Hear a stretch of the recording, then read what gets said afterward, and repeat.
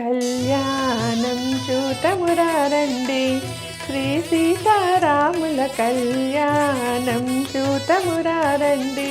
ఈ పాట వినగానే సీతారాముల కళ్యాణం అంటే ప్రతి ఒక్కరికి ఒక ఎమోషన్. అందరము కళ్యాణానికి పార్టిసిపేట్ చేయాలి, అందరూ పాల్గొని నేర్చుకోవాలి, స్వామివారి కళ్యాణం చేయాలి, నేను సుమంగలిగా ఉండాలి అని ప్రతి ఒక్కరూ కోరుకుంటారు. సీతారాముల్ని మీ ఇంట్లోకి ఆహ్వానించి వారి కళ్యాణం మీ ఇంట్లోనే చేస్తే ఎలా ఉంటుంది ఆలోచించండి. చేసుకోవాలనుందా?